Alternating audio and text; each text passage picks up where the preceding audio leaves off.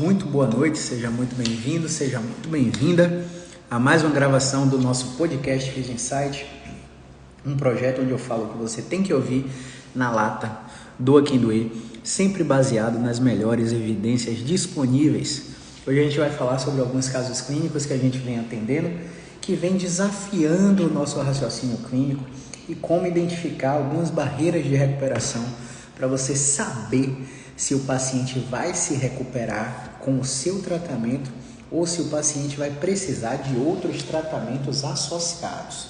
Então vamos dar alguns exemplos. Muito boa noite, Daniel. Loura Bittencourt, boa noite, seja muito bem-vinda. Então vamos lá.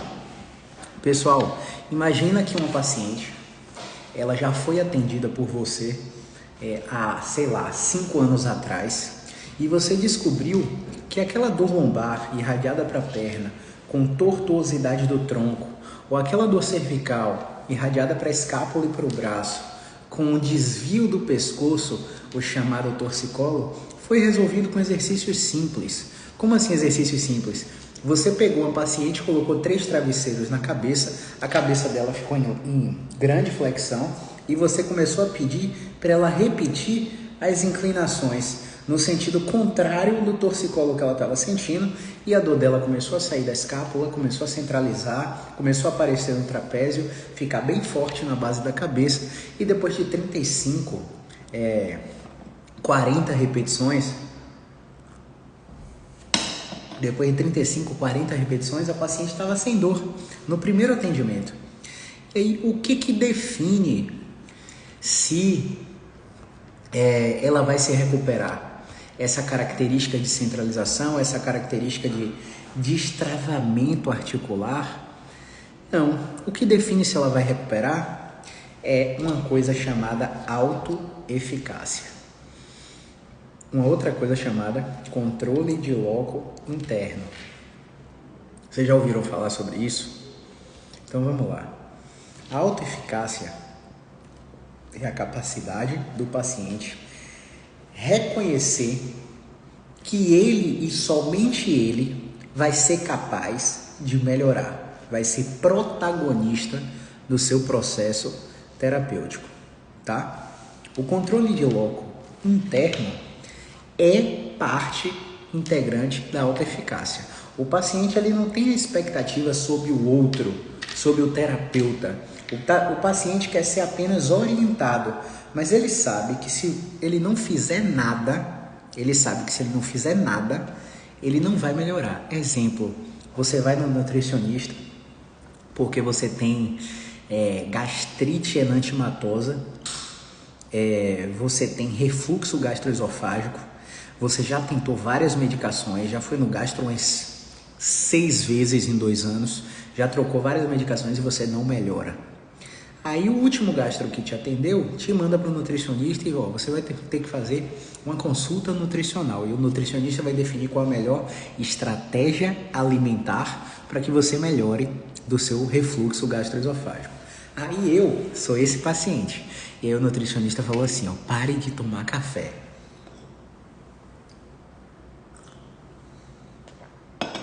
O meu controle de loco é interno ou externo?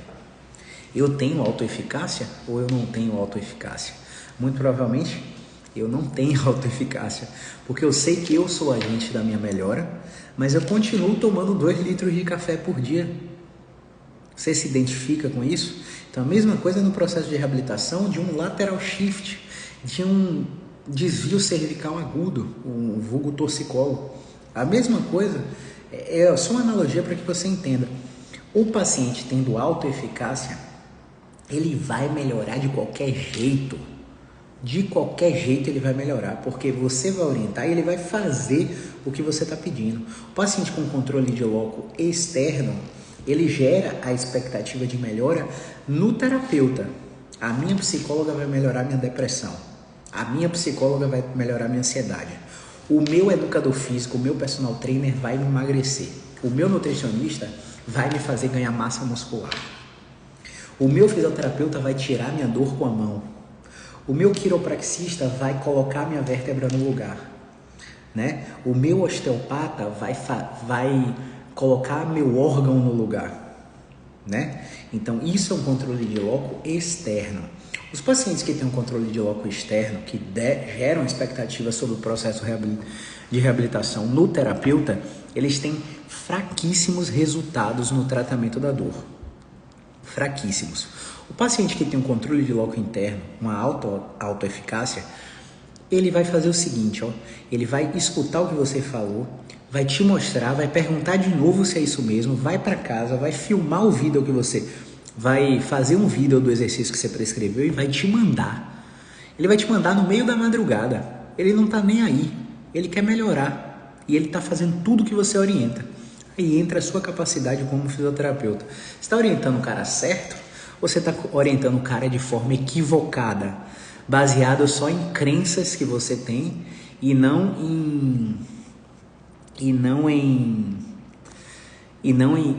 baseado em evidência, né? Você está ensinando o cara a fazer uma autoliberação miofacial. O cara está deitado de barriga para cima, está com a dor lombar irradiada para a perna, você coloca uma bola no quadril dele e pede para ele liberar o piriforme. Qual a evidência de que isso melhora uma dor lombar? Só porque o médico falou que é síndrome do piriforme que o paciente tem? Não tem evidência nenhuma de que você vai liberar o piriforme do paciente, o paciente vai melhorar de uma dor ciática. E aí, pessoal, esse paciente que você atendeu há 5 anos atrás voltou para você. E ele fez assim, ó, eu fiz os seus exercícios, mas eu não estou melhorando. E aí ele voltou. Quando ele voltou, você pede para ele, você revisa os exercícios que ele está fazendo e você descobre um bocado de coisa errada. Como assim, Caio, um bocado de coisa errada? Você vê que ele está colocando a direção contrária que você melhorava ele. Você vê que ele está colocando carga demais no movimento. Você pediu para ele fazer uma coisa deitado, ele está fazendo em pé. Ou ele está fazendo sentado. Porque no trabalho dele não tem como ele deitar. E aí, definitivamente, não é a mesma coisa. Definitivamente não é a mesma coisa. Quando você pede para um paciente fazer um exercício e esse exercício tem uma carga adequada, o paciente vai melhorar. Quando o paciente faz o seu exercício com uma carga inadequada, uma frequência inadequada, o que vai acontecer? O paciente não vai melhorar. Ou ele vai exacerbar. Foi o caso dessa paciente. O quadro que eu atendi ela há 5 anos atrás foi um quadro que melhorava com o movimento de deslocamento lateral na parede. E aí ela continuou fazendo isso nessa crise e ela não melhorou. E ela ficou 2 semanas fazendo isso e não melhorou. Aí eu perguntei a ela, pô, caramba, você lembra que quando eu fazia isso com você, o resultado era imediato? Em questão de 5, 10 minutos você já estava melhor? Você está fazendo exercício e está vendo que não está melhorando, é porque esse exercício não é para você. E aí a gente identificou a direção contrária como preferência direcional dela e começou a melhorar ela instantaneamente. E aí ela me mostrou o que estava fazendo em casa e ela estava fazendo um movimento na direção agravante. Então assim, depois que você reabilita o paciente e o paciente está sem dor, ele não está de alta não, bonito, bonita. Ele não está de alta. Você tem que fazer um processo chamado recuperação da função. A recuperação da função, através de exercícios multidirecionais, em amplitude final, trabalhando em contingência de tempo e dor, é capaz de desobstruir uma articulação restrita, rígida, em todas as direções. Quando você faz o processo de recuperação da função no final do seu tratamento, quando o paciente está 70% melhor, 60%, 70%, 80% melhor da dor, você garante que esse paciente não vai agravar novamente. Claro, Caio, como você pode ter certeza disso? Eu não tenho certeza. A experiência que eu tenho é de que os pacientes que passaram pela recuperação da função, não foi o caso dela, porque quando ela ficou sem dor, ela se deu alta, e aí ela foi um dos pacientes que me deu um insight de fidelização. E eu já explico por quê. Quando ela se deu alta, eu falei, não, eu tenho que fazer alguma coisa para que meu paciente não fique só na fase de controle da dor e vá embora. Ele precisa entrar na fase de controle da dor, depois ela tem que ir para a fase de controle de movimento, depois ela tem que ir para a fase de otimização funcional, depois ela tem que ir para a fase de recuperação da função, depois ela tem que ir para a fase de reatletização se ela for atleta. Como é que eu faço o paciente passar por todas as fases? Eu paro de cobrar sessões individuais. Agora, o paciente ele não pode ficar me pagando de um em uma. Ele só paga uma vez a consulta. Na consulta eu identifico o problema e te digo, ó, seu tratamento dura 1, 2 ou 3 meses. Para um mês você vai fazer 4 sessões, para 2 meses você vai fazer 8 sessões, tem caso que em 2 meses faz 12, tem caso que em 3 meses faz 12, tem caso que em 3 meses faz 16 sessões. E aí eu já mando o plano de tratamento para o paciente pagar, porque quando ele paga o plano de tratamento, ele não falta mais. Então, por exemplo, o paciente que com 3 sessões ele ficou 70% melhor da dor. Ele não quer mais vir, ele não quer mais perder seu tempo. Se ele te pagou individual de 3 em 3, querido, ele não vai vir mais. Agora, se lá na consulta você fidelizou ele, botou a luz no fim do túnel, falou em quanto tempo ele vai melhorar, deu o prognóstico da história dele, ele vai fechar o plano de tratamento com você ali.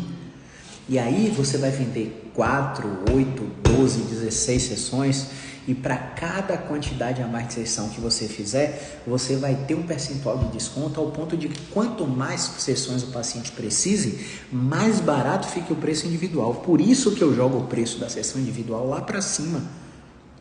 Para o paciente ver que se pagar de um em uma, ele vai pagar uma fortuna.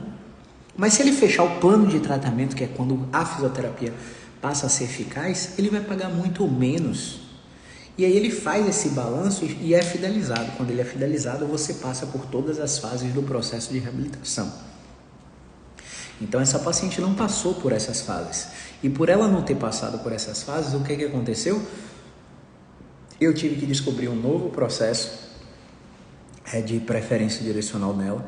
Tive que adotar um novo protocolo de exercício. Ela melhorou imediatamente, foi para casa com a tarefa de casa. Ela vai voltar com 72 horas, vai voltar na sexta. A gente vai confirmar se ela é um bloqueio de movimento, uma obstrução mecânica, um desarranjo, ou se ela é um mecânico inconclusivo, uma síndrome radicular, ou uma estenose, ou uma aderência de rede nervosa, ou um quadro de artropatia inflamatória, ou um quadro de síndrome dolorosa crônica. A gente vai confirmar a classificação dela em 72 horas. Mantendo esse resultado, aí a gente vai começar a afastar as sessões para semanal e não mais com 72 horas. O paciente passou da fase de controle da dor, eu vou afastar para quinzenal. O paciente passou da fase de otimização funcional, de controle de movimento, eu vou afastar para 21 dias. O paciente passou da fase de otimização funcional, eu vou afastar por uma vez no mês. E cada vez mais, a cada visita, eu vou passar mais movimentos para ele, controlar o movimento, otimizar a função, fazer recuperação da função e reatletização. Mas lá na primeira consulta, ele já pagou o tratamento inteiro, filho, filha. E por ter pago o tratamento inteiro, ele não vai faltar. Sabe por quê? Tem uma coisinha que eu faço, é que para um mês o paciente tem direito a uma remarcação. Se a remarcação for por culpa minha, ele remarca 10 vezes. Eu fiquei doente, sofri um acidente, enfim, imprevisto acontece. Se a remarcação for por causa do paciente, ele só remarca uma vez. Se for de 2 meses, ele remarca 2 vezes. Se for de 3 meses, ele remarca 3 vezes. Se o paciente falta a primeira vez, a gente manda um script. Olha, nós trabalhamos com hora marcada. Ficamos no consultório esperando por você. Você confirmou a presença 24 horas antes. E não falou que ia ter um imprevisto antes de 24 horas. Por isso, não conseguimos colocar ninguém da lista de espera no seu horário. Devido a isso, nós cobramos o valor normal, como se você tivesse comparecido à sessão. E aí o paciente reclama, né? O paciente, mas não é justo, que não sei o quê. Tudo bem. Em caráter de exceção, por ter sido a primeira vez, não cobraremos e nos colocamos à disposição para o senhor remarcar sem custos. Mas, numa próxima vez, infelizmente, teremos que cobrar. Se o paciente faz de novo, a gente cobra.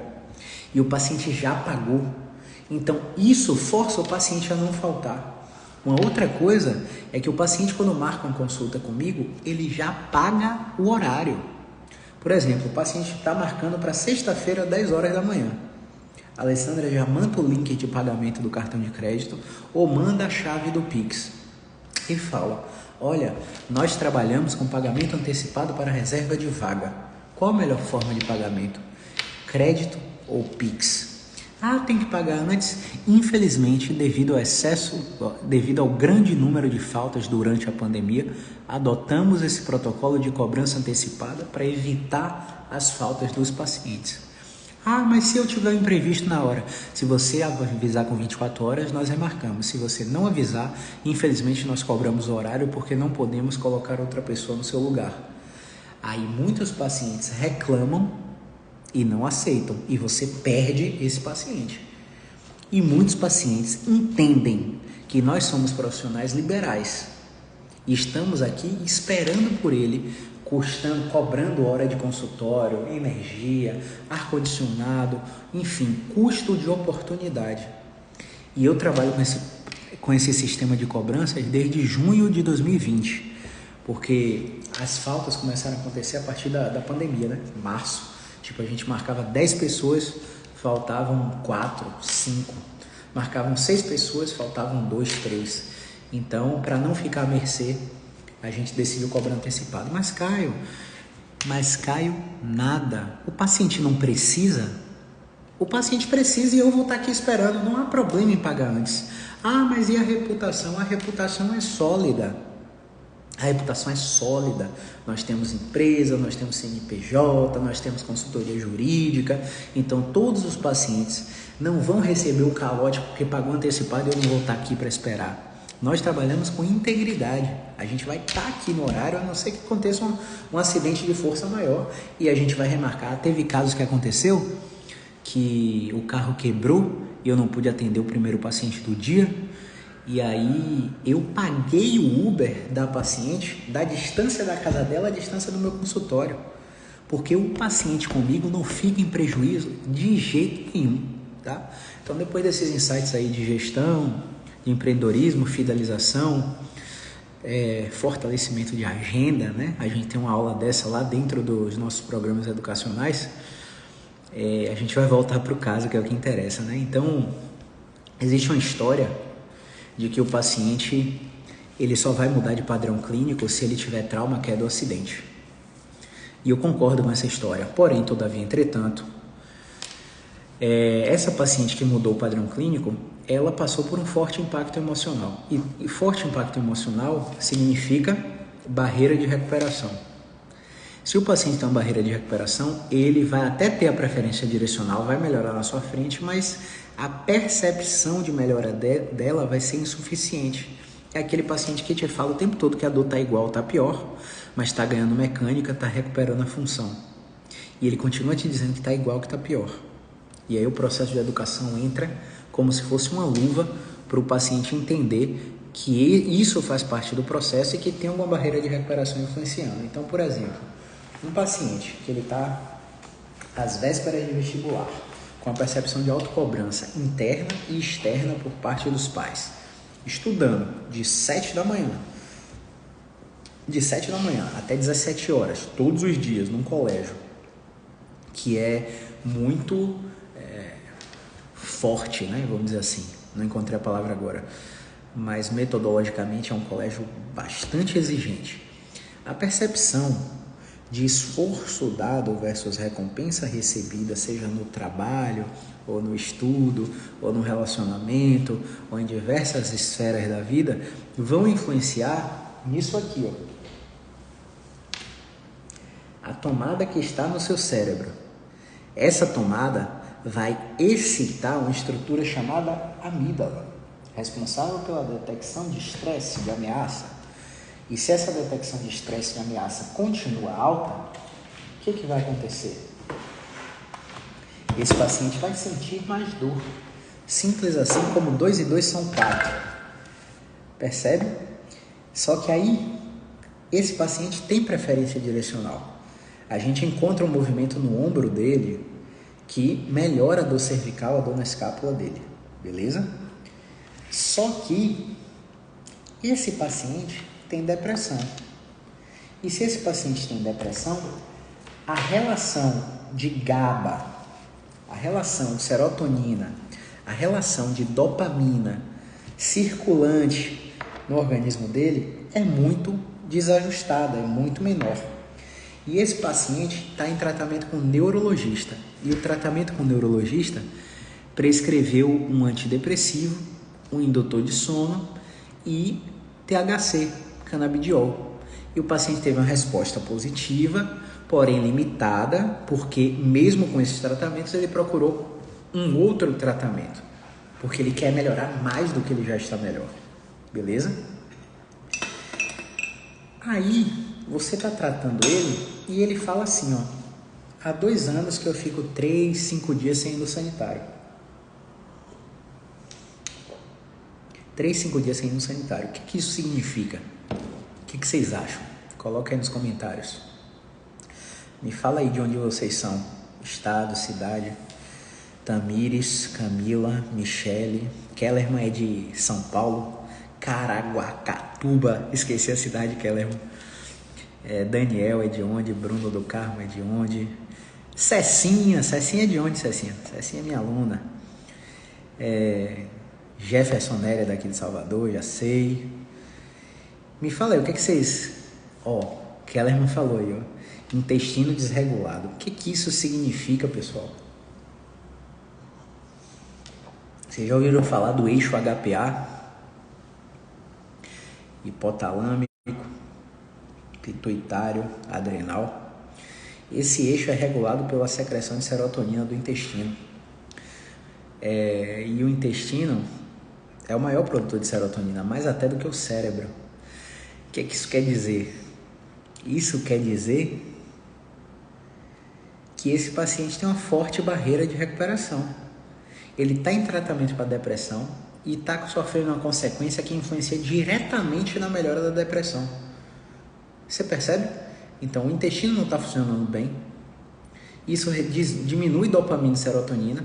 E os remédios antidepressivos são justamente para regular isso aí. E aí, pessoal, o buraco é mais embaixo. Porque como é que você, como fisioterapeuta, vai falar para uma família que esse paciente precisa tirar o remédio? Você não pode fazer isso. Isso é exercício legal da profissão.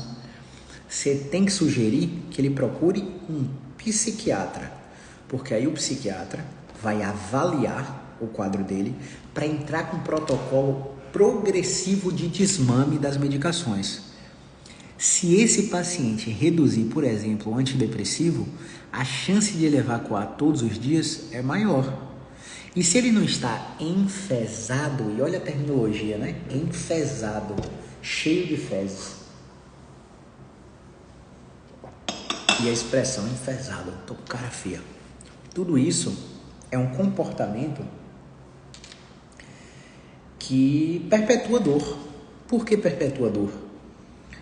Porque, por exemplo, se eu tenho dor e eu faço isso, eu tenho um comportamento de contração de musculatura orofacial que condiciona minha percepção de dor. Toda vez que eu tiver dor, eu tenho essa contração. Se eu tiver essa contração sem dor, eu excito a mesma estrutura do cérebro que faz eu perceber mais dor. E aí eu entro num processo de resposta condicionada, que é o experimento do Pavlov, que eu falei lá na live de ombro, rastreando e abordando o ombro doloroso. Eu falei lá, né? A live está disponível aí no YouTube, lá no Telegram. Falar nisso, lá no Telegram, todos os dias tem vídeo novo, tá? Tem um link para o Instagram, um link para o YouTube que está com vídeo novo lá. Já são 261 fisioterapeutas lá dentro do meu grupo, é gratuito. Então eu recomendo que você clique no link do perfil e entre lá. Só para fisioterapeutas. Beleza? Então, olha o que o Kellerman falou aí, ó. Cecinha de Olinda, valeu Cecinha. Brunão é do Maranhão. Maranhão tem um grande profissional aí, grande amigo meu, Márcio Magalhães. Floripa, Daniel. Floripa tem o Leonardo Ávila. O intestino é o segundo cérebro, vai ter aquela retroalimentação negativa que vai influenciar na percepção de dor. Exato. Pessoal, toda vez que você entra num tratamento medicamentoso, o tratamento medicamentoso tem que fazer com que o benefício supere o risco. E toda vez que o benefício supera o risco, ainda pode haver um colateral. E os colaterais podem concorrer.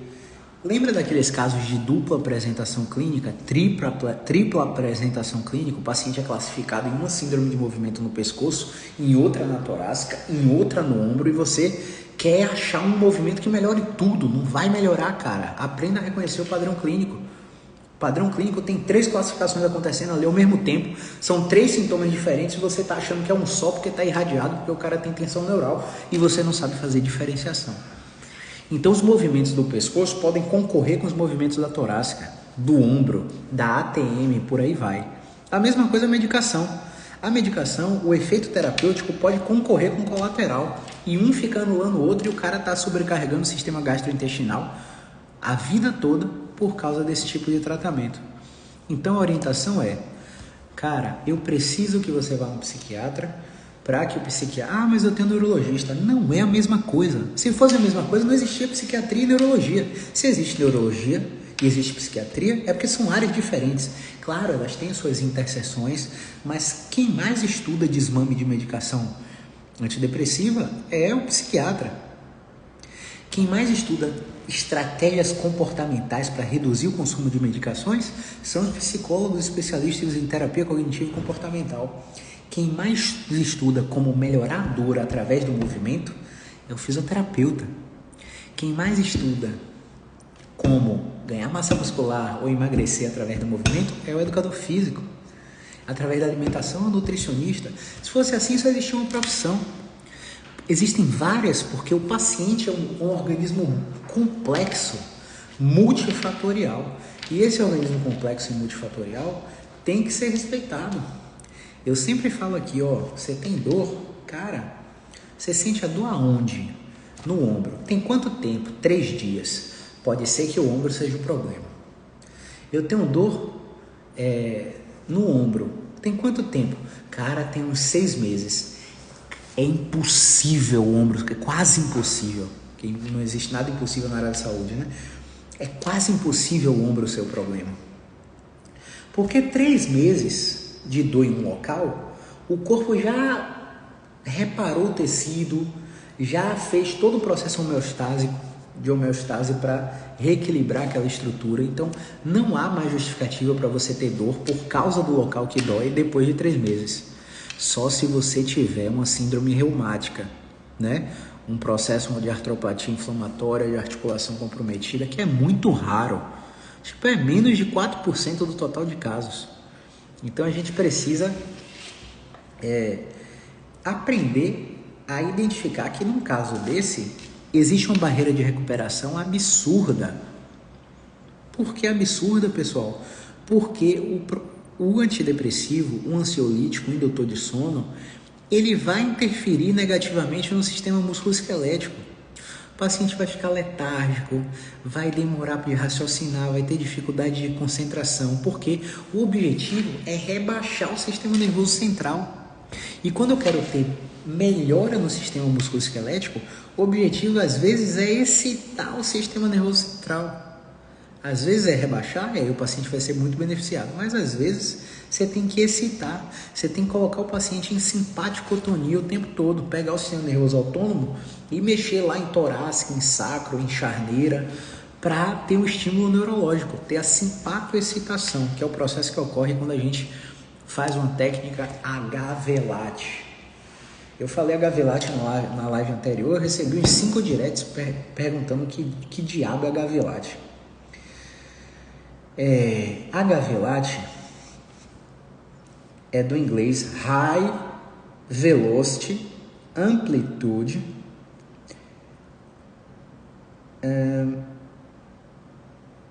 HVLAT, High Velocity Low Amplitude Thrust. É um thrust de baixa amplitude e alta velocidade, né? A tradução da técnica de manipulação articular.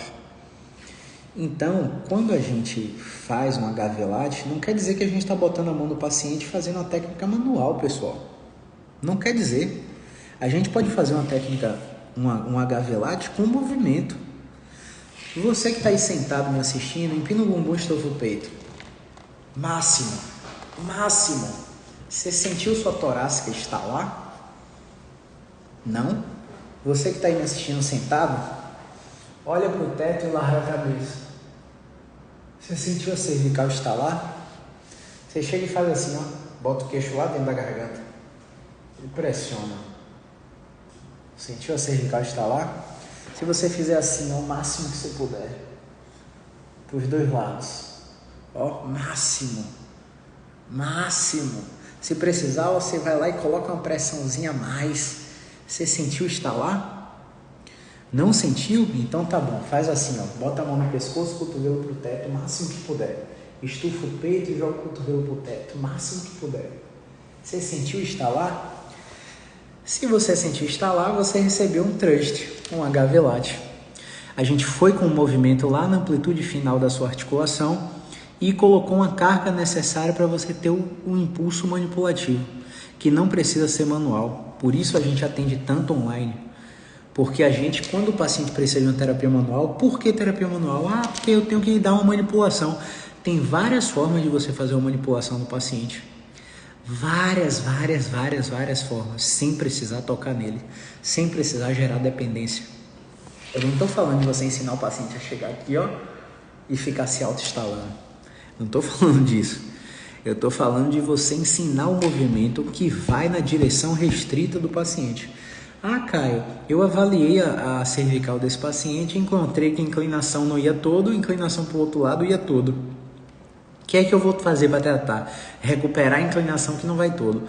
Só que aí quando você vai nesse raciocínio, que é lógico, né? É um raciocínio lógico que até me angustia. Porque tem muito fisioterapeuta que vai logo na direção da restrição.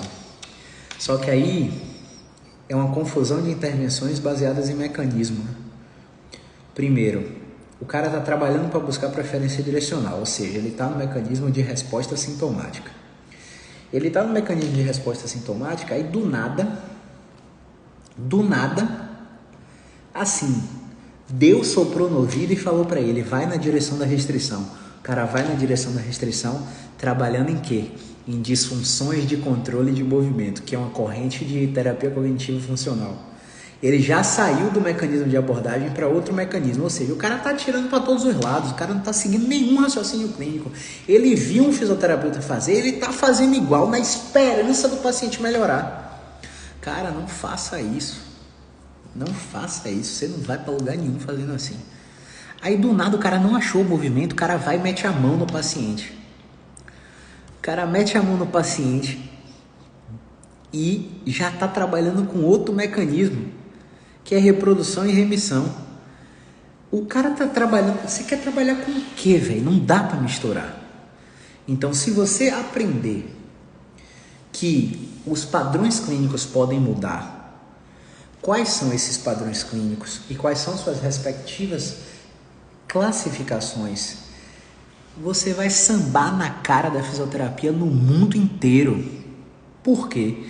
Porque o paciente vai chegar aqui mudando de apresentação a cada 1 ano, a cada 2 anos, a cada 3 anos, e toda vez que ele chegar, você vai ter o conjunto de características que vai classificar ele e vai dar a melhor intervenção para ele. Toda santa vez. Porque você não é refém de técnica. Você começou a ter raciocínio clínico na área musculoesquelética. Você entende como é diferente? Agora você está trabalhando com reprodução e remissão. Você vai ficar a vida toda achando ponto gatilho, fazendo a dor do paciente aparecer, até o sistema habituar. Quando o sistema não habituar e sensibilizar, aí você... reprodução e remissão não funciona.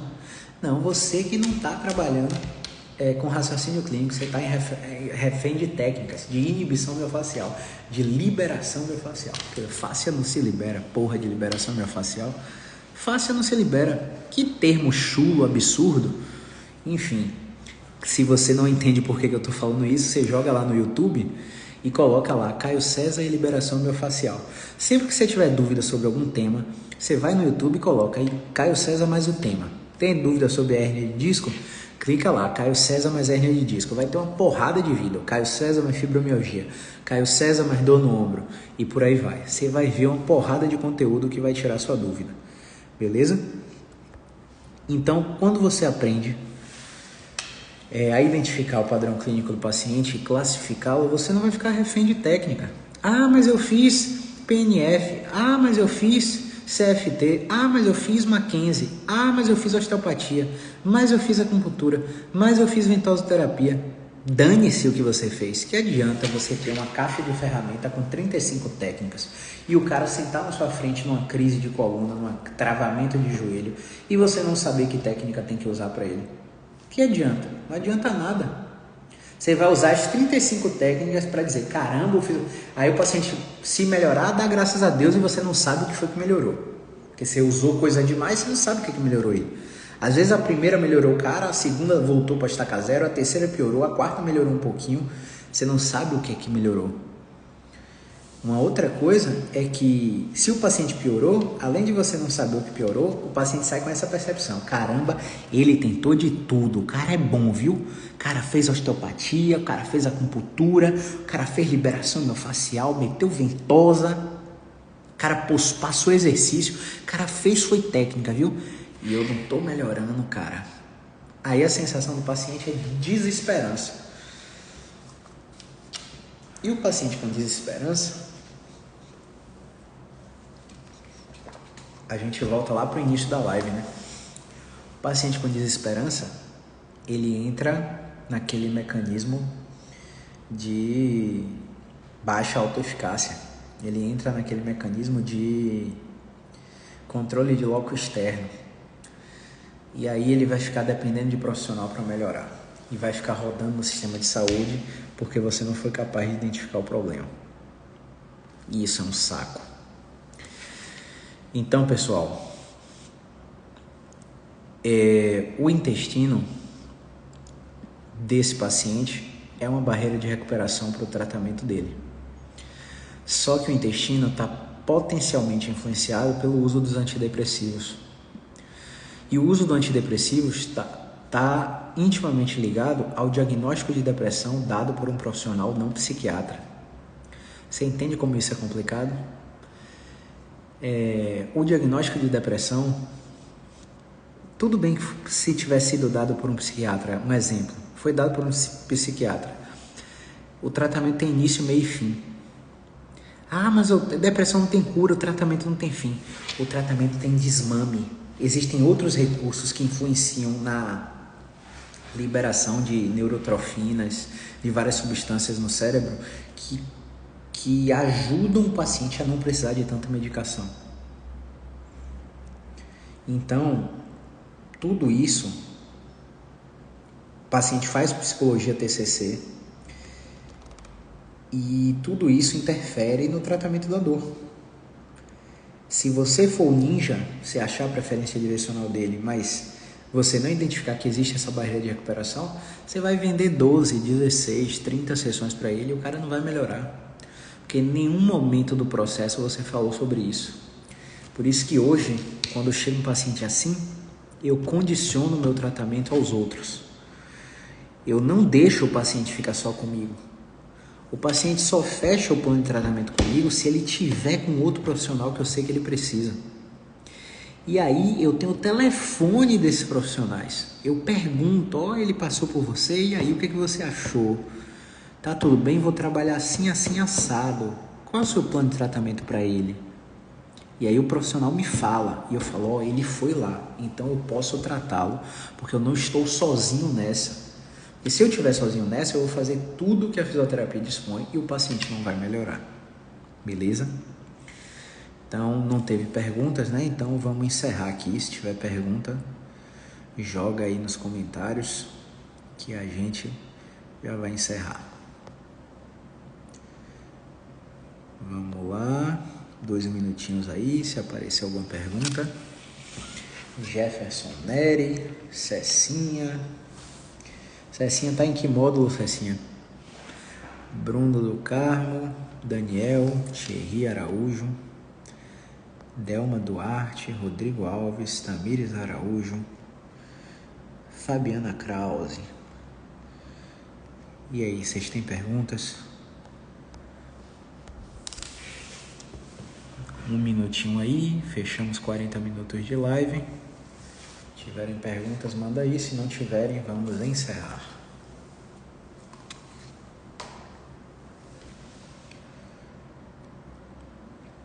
Maitê chegou atrasada.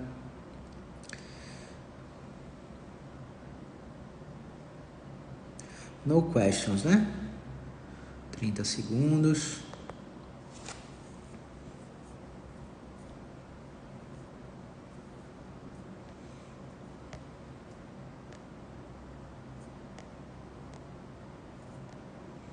Camila Pimentel.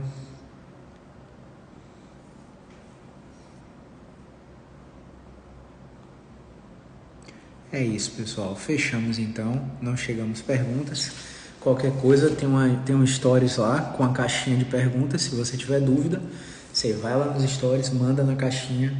Aproveita para entrar lá no meu grupo do Telegram, no link do perfil, e acessar as aulas que ainda estão disponíveis lá, beleza? Então vamos nessa. Grande abraço. Movimento é vida.